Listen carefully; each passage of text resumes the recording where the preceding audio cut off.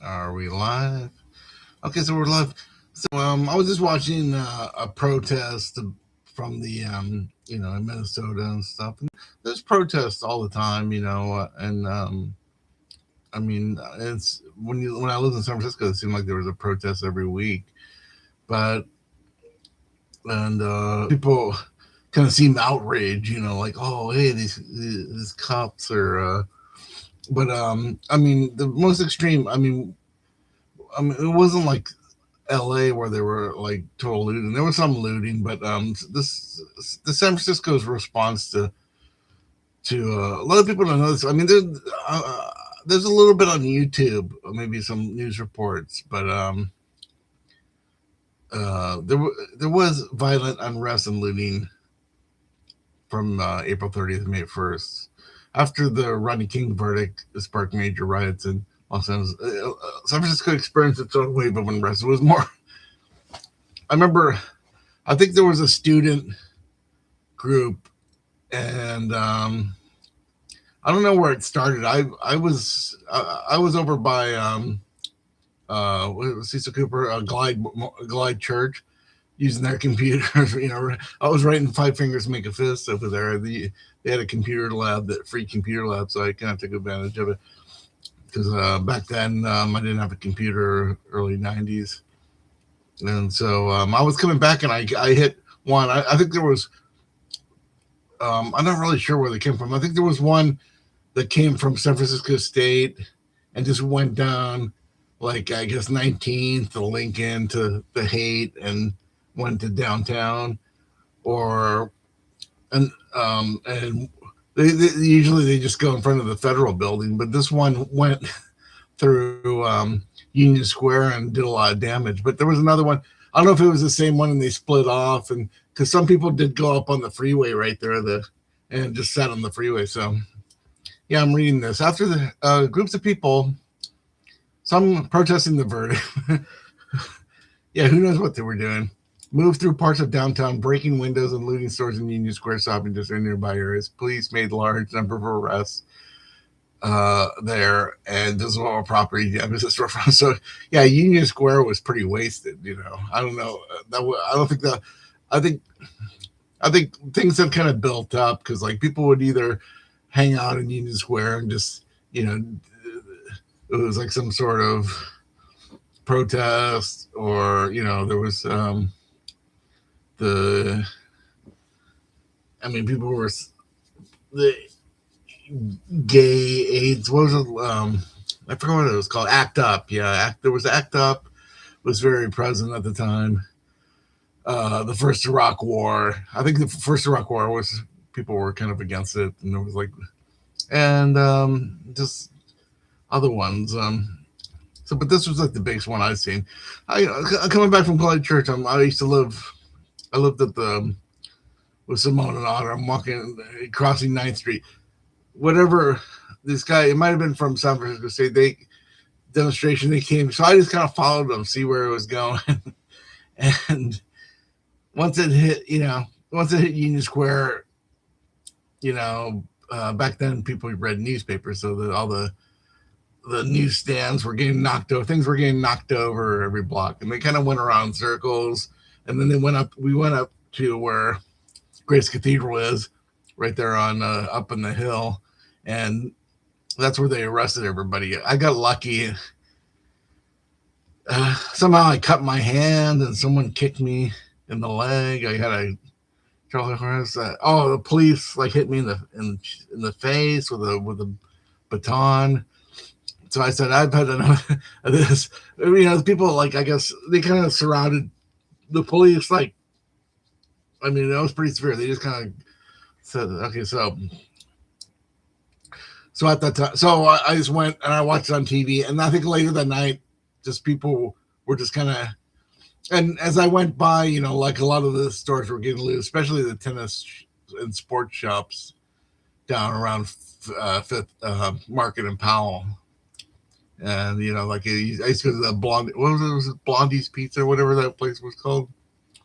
The pizza place right by where the turnaround of the cable cars. And So I went back and watched it at home. I got my bike and came back out, and people were just kind of hanging around. It was a little unfocused, and just people were driving back and forth. Back then, you could drive on Market. I don't know if you can do that anymore. Mayor Frank Jordan, declared a local state of emergency and imposed a curfew to contain the law enforcement. Warned that peaceful protest was permitted, but acts of vandalism and looting would be met with force and arrest. And then arrest at the May 1st protest. The protest was scheduled for 7 p.m. on May 1st. I think they're talking about, everyone. So the next day, so that was the 30th, where that the Union Square thing happened. The May 1st was like everyone was supposed to meet on 24th and Mission right there, and I was there real early, and it was May 1st, so it was one of those days. It was kind of hot, and I'm just sitting around, and I was just like talking some crap, like, oh yeah, let's go march on Pacific Heights, and so I just got bored, and I was thirsty, so I just went over. There's like a liquor store, like 24th. There's like one block. I don't know if that's south or east, like that little street that's right next to the Market, or the one over, not South Van Ness, but between South Van Ness and Market. I just went to that liquor store that I would always go to if I was over there, pretty close to where Rex used to live. And I bought like a Calistoga, San Francisco reference there. And as I was sitting there, I had my bike too, and I was sitting there. I'm looking up on the TVs, and the police had totally taken over the block, and everyone got it. So it was kind of funny because a lot of people like Laurel Warholic and Tom Stolmar and all these people got arrested. Most of the people got arrested that day, and they didn't even do anything. And luckily I was on my bike. I was looking, hey man, I'm not part of this protest. And I was just driving around, and police were like all over that neighborhood. Look, luckily both days I was like, I would say, protest, but keep moving. That's my thing. So this is 92. So this is like, I didn't have to worry, So yeah, let's see what it says here in this. So a lot of people don't remember this, but hoping to head off another night of looting, Frank Jordan extended the curfew for a second night. San Francisco remained under the state of emergency Friday, believed to be the first time since the city has taken since the 1906 earthquake. Jordan said he extended the curfew.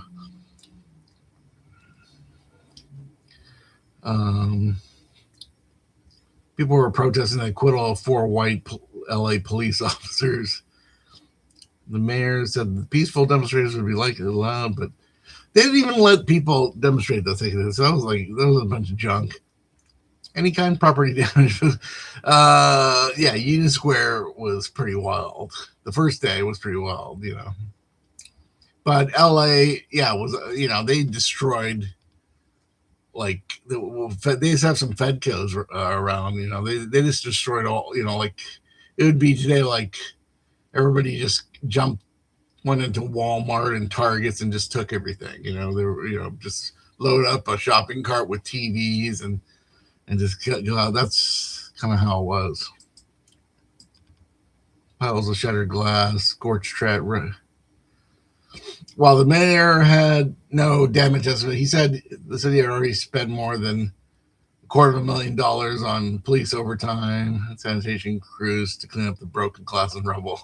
Looters in the posh Union Square district broke windows at some of the San Francisco, including Macy's, Victoria's Secret, F.A.O. Schwartz, Philip Porras, Lane Drew on Market Street was trapped in the store when more than 40 looters broke the store's window and made off with all the jewelry. Oh, okay. Well, hey, it's an early smash and grab. We invented the smash and grab. But I think, there's the protesters, and then there's the people that are just looking to, jump. I mean, that was also kind of invented too. Like people, I mean, I was kind of like a carpetbagger. I was a jumping on it because I'm not like a political guy. We were worried that we were going to get killed. Okay. Well, you should just take all the expensive stuff and hide in the back, and hopefully you have a door that they can't get into. We are of the opinion that this whole thing is just an excuse for looting. Yeah. Well, for some it was. I didn't get anything. Turns out the looters were taking advantage of a tense situation. That's true. Not all the protests had to do with the running king. Uh, yeah, no, not all the protesters. I think they San Francisco joined Los Angeles declaring a state of emergency. Riots in L.A. killed 37 people, injured 1,400 more, 1,500 maybe. Businesses in ashes. King. That's when King went on TV on Friday. So it was like the same weekend. San Francisco had a different. We had a different. So yeah, they canceled. San Francisco Giants canceled the game. 5 police officers have been injured. 5 buses have been vandalized. 1 alleged looter was shot in the leg. Yeah. Uh, yeah, it happens. What can you say? What are we doing? Okay, so 11. Okay, so like I already done that when they had like Black Lives Matter and some of the other ones. I said I was like, yeah, let the younger guys get in there. I I've been at a few protests and stuff. Maybe I'll go join Chris Cluey or something, and do the mellow ones and stuff. But yeah, well, the Black Lives Matter. So I mean, those were mostly during COVID. The last thing I wanted to do was get COVID. Okay, so you know, I mean, in '92, I mean, people were just looking to, beat some ass or something, or and loot, and there's always disaffected people. The what is it, civilization and discontents. That's always going to happen, and like I'm lucky I kept my head straight in those days. That was right before. That happened during the time. That was kind of at the end, right?